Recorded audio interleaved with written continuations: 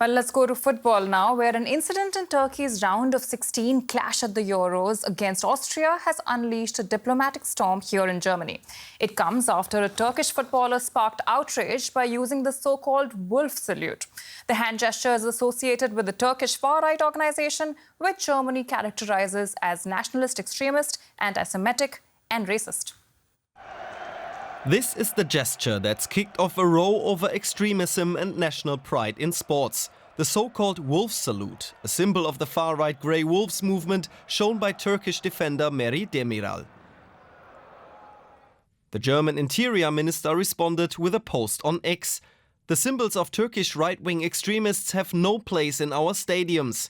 Using the European Football Championship as a platform for racism is completely unacceptable. And calls are growing in Germany for a ban on the ultranationalist group. This would include the organization, which is the largest right-wing extremist organization or network in Germany, and would of course mean the banning of their symbols.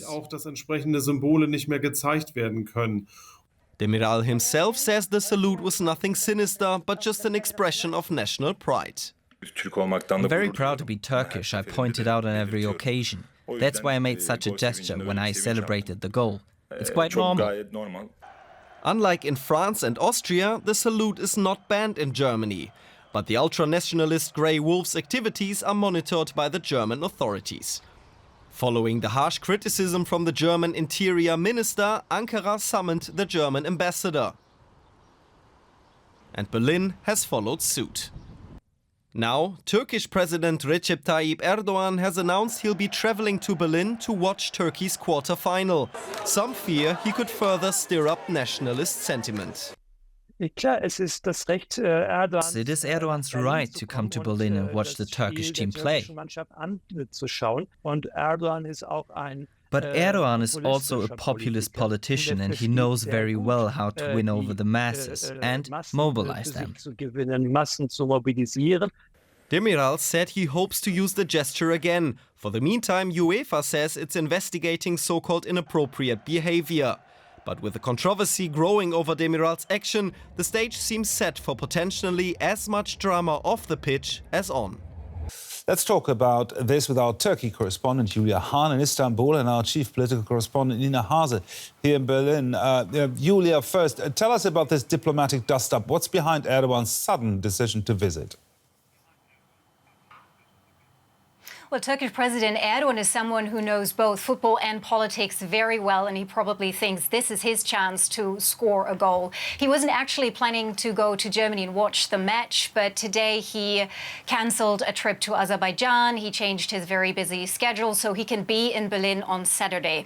And what I think he is trying to achieve is to demonstrate power in this diplomatic row with Germany, while at the same time he wants to appease nationalist voters here in Turkey who've been very unhappy with how Erdogan manages the economy and other issues, especially migration. So this football crisis now seems to be playing into Erdogan's hands after German Interior Minister Faeser and other politicians had condemned Merih Demiral's wolf salute. The Turkish Foreign Ministry yesterday summoned the German ambassador, and they also put out a statement where they called UEFA's investigation, which has now been launched, unacceptable. They said the German authorities' approach to Demiral can be considered as xenophobic. And they also defended Demiral's wolf gesture as a historical and cultural symbol that did not target anyone in the moment when he was using it, celebrating his goal. If you now all take this into account, I think Erdogan's visit to Germany is not just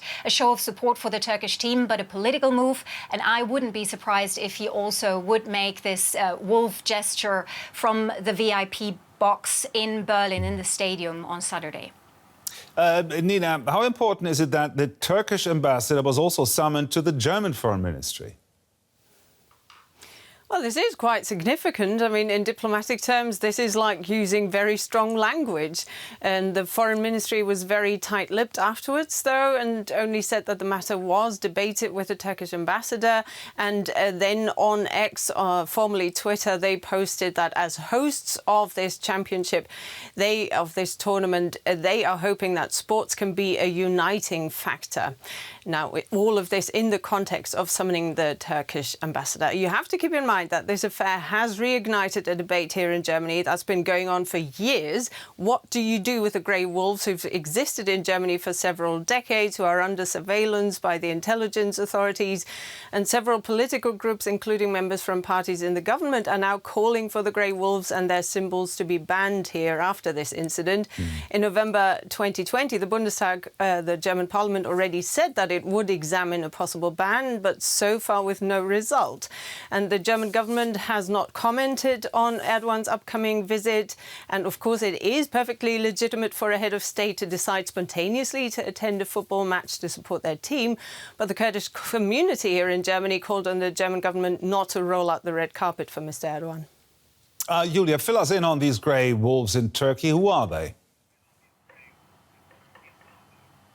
Well, the Grey Wolves group was originally founded as the youth wing of the far-right Nationalist Movement Party, or MHP, here in Turkey, which is currently in a political alliance with Erdogan's ruling AKP. And in the decades since its founding in the 1960s, the Grey Wolves were often accused of involvement in acts of political violence targeted mainly at leftists or members of minority groups. And ever since, the Grey Wolf salute has been used by members of the MHP party and ultra-nationalists here in Turkey. But we've also seen people come forward in recent days defending that symbol as a mythical symbol of Turkishness, as a show of Turkish identity and patriotism that has no far-right connotation or no secret message. That is also very similar to what we heard from Merih Demiral, the Turkish player who made the gesture after the game. But those who disagree really see it as an aggressive symbol of the far right, and social media users have specifically criticized that Merih Demiral made this gesture on the anniversary of the so-called Sivas massacre, where an Islamist mob killed dozens of people, many members of the Alevi minority here in Turkey 30 years ago. So this grey wolf salute is very controversial here in Turkey, but also abroad. Nina has already mentioned it. France has banned the grey wolves. Austria has banned the use of its symbols, and in Germany, the group is under surveillance. Nina Hase there, chief political correspondent in Berlin, and Istanbul correspondent Julia Hahn. Many thanks.